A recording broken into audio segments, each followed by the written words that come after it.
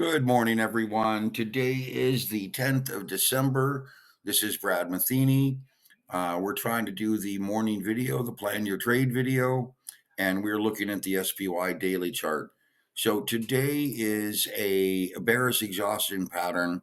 After a relatively strong down day yesterday, we get a bearish exhaustion and then a flat down and then a breakaway and then a carryover in counter trend mode. I don't believe this selling pressure is going to last forever. Although we could move into a rolling type of a top pattern here. So as you can see, I've kind of marked out the daily bars with these vertical lines as I always try to do. I think we are moving into some pressure. I think we're going to be running into some global pressure. Bonds are rising. Whoops. Gold is rising, the dollar yield is rising. I think we could be moving into kind of a rolling kind of a topping pattern like this right before Christmas. So be aware that we're very fragile at the moment, I think, up here near this extreme topping pattern. As I tried to show you yesterday, let me come over here and no. I guess I don't have it here. Oh, here. Come in here and show you again that, some of the data that I have, this is the work that I do for my subscribers. This is the volatility index. And whenever we get up near these upper topping areas, and you can see how it's expanded over, this is the selling in 2022. This is the base bottom that occurred in October 2022.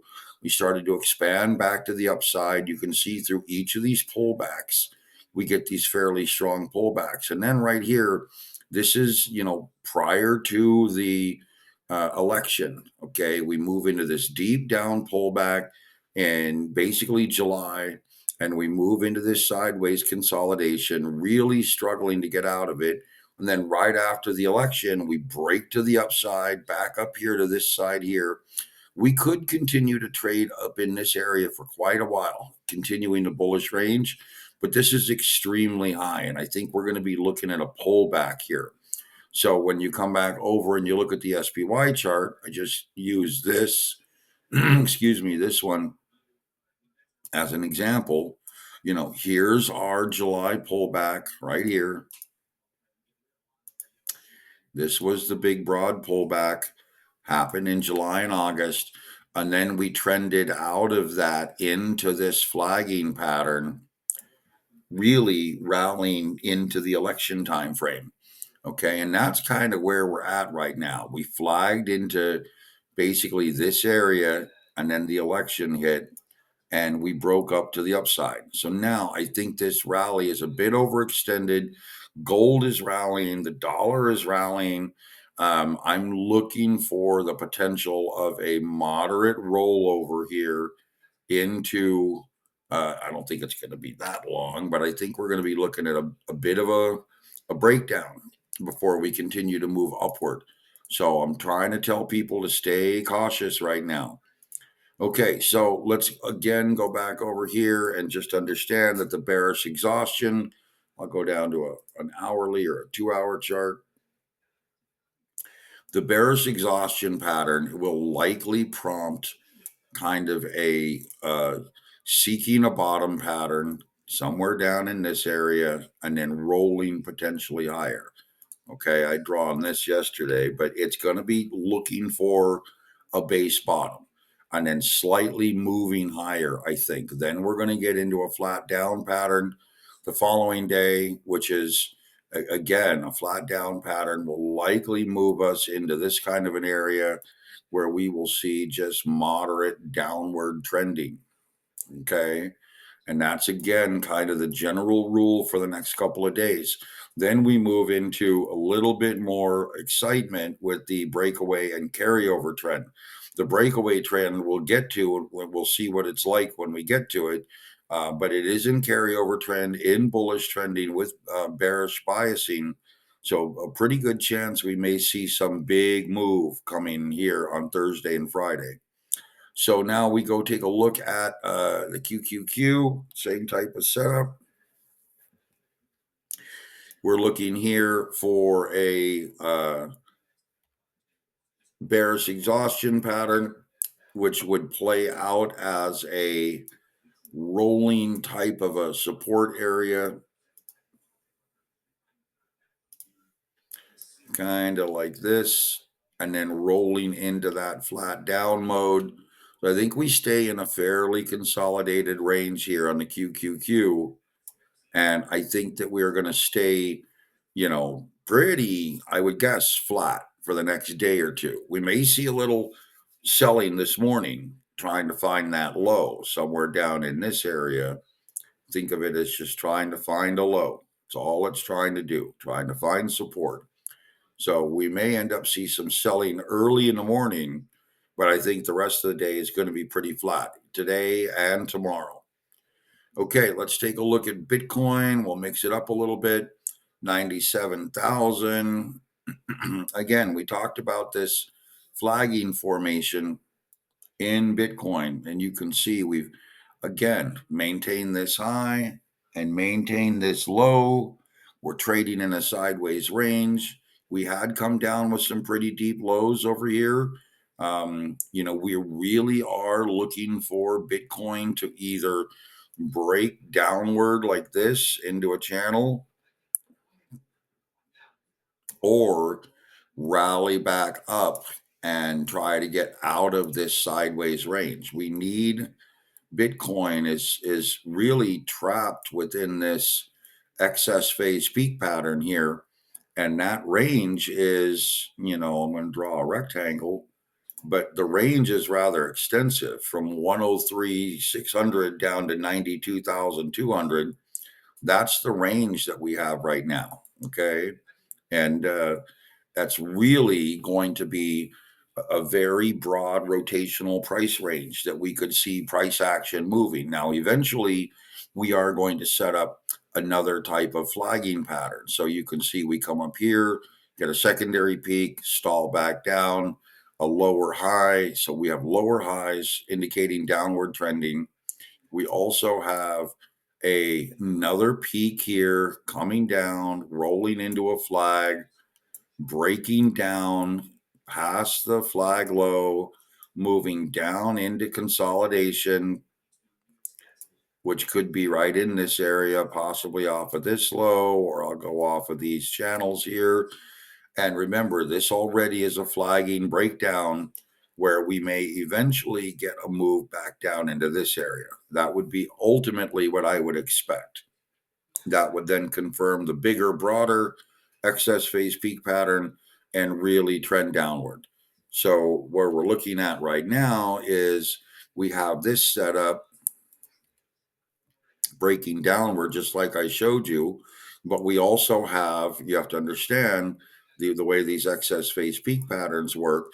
We also have this deep low down here coming back up as a pullback, moving into flagging like this, which sets up a downward flagging channel. And the way this works is very simple, that we would need to get above this level here in order to rally higher or attempt to rally higher. That's our flagging high. And then we would need to break down below this level again to break to the downside, which would be a continuation of downtrend. So these layers, they layer on top of one another. We have this bigger, broader pattern here that suggests a breakdown. Let me do it this way. So we have the green channel, which suggests,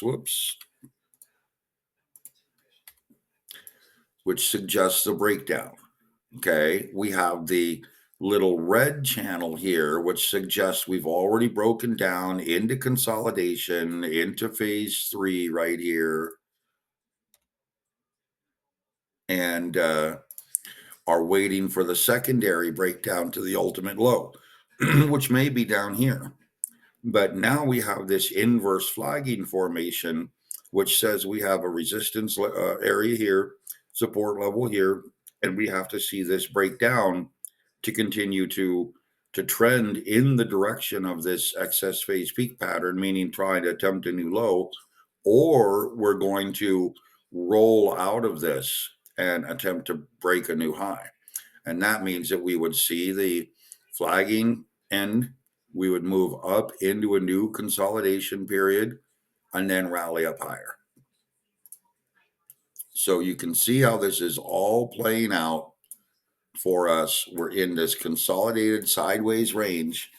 And as of right now, I would suggest that we need to watch how this support level here at 94, let's call it 94, 400 plays out. Let me mark this down.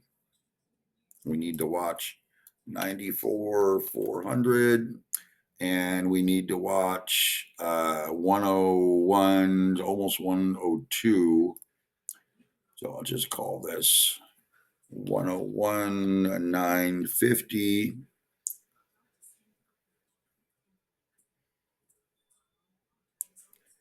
And those are the two areas right now, 101, 950 and 94,400, that I would say are critical as far as a breakdown or a breakaway to the upside. Okay. Any rally above 101, 950 is likely going to continue to try to move higher, indicating we're breaking above this flagging high channel. And any move below this level here, this consolidation level, 94,400, would give us a very good indication that we're heading down here into probably this 84,000 area. Okay. And again, if we break this area, the next big level is right here, 92,000. That's our next big level to watch for support. Okay, so Bitcoin is really setting up a very interesting, you could almost call this a triple excess phase peak pattern that is incredible. Okay, lastly, let's go to gold and silver. Gold and silver are moving higher. Kind of hard to see with all my lines. Yeah, somebody wrote me that, yeah, this guy charts. Well, if you follow me long enough, you'll know what I'm doing. And you'll understand that, I draw a lot of lines because I'm trying to help you visualize and see what's actually going on out there. And of course, I get rid of things like I'm doing now just to clean things up. Okay, so we are again looking at this rotation. We're seeing silver rally as a leader to gold here. Here's silver, here's gold. We're getting good solid rallying. Okay, I'm sure there's a number of excess phase peak patterns in here, but what really matters is that we have broken above this high. Okay, 2690 was the high that we were watching. We've broken above it. Silver's broken above this high at 32, roughly even. And that's a pretty good indication now that we are going to continue to rally in metals. The dollar is rallying a bit, but seeing metals rally at the same time indicates that we're seeing some real fear in the market, which will drive metals prices higher. I do believe that metals will move up in waves, so do not get overly aggressive in trying to buy these. The real big move here for metals is we are having a Harami inside day today, and then a crush pattern tomorrow. So today's day will likely stay within, I would assume, this range, roughly in this area. And I would assume silver would stay roughly in this area, meaning that we're not going to get a whole lot of real boost, I would suspect, in metals. I don't think we're going to see anything massive. I think tomorrow's move and Friday's move could be very explosive possibly for silver and gold, depending on what the markets do. So again, just kind of play the markets and, understand that we're looking at another move. We need to see silver get above this 33.20 in order to move a nice leg higher up to 34.50 or so. And for gold, we've above the 26.90 area. Great. We're going to probably pause in this area a bit, kind of like we did right here in silver. So moving a bit sideways here before we try to make another move up. And the next big resistance area is right here, 27.20. We need to see how that plays out. We need to keep watching this level here, 26.20. But again, ladies and gentlemen, we're getting a good move in metals. Very happy to see this play out. And I think we're going to be trending higher. Now, eventually, once we get above this 27.20, gold is going to make an attempt, like I told you earlier, and I believe it'll be before the end of the year, is going to make an attempt up here into this 28, maybe 2,900 area. And I believe silver, if it follows suit, will make a rally up into this 35, 36, 37 area. So kind of in this area before the end of the year. I think that's on target for a move. I think it's just going to come when nobody expects it, right around Christmas, New Year. Okay, guys, that's it. We will go back to the SPY chart and I will catch up with you later. Talk to you later. Bye.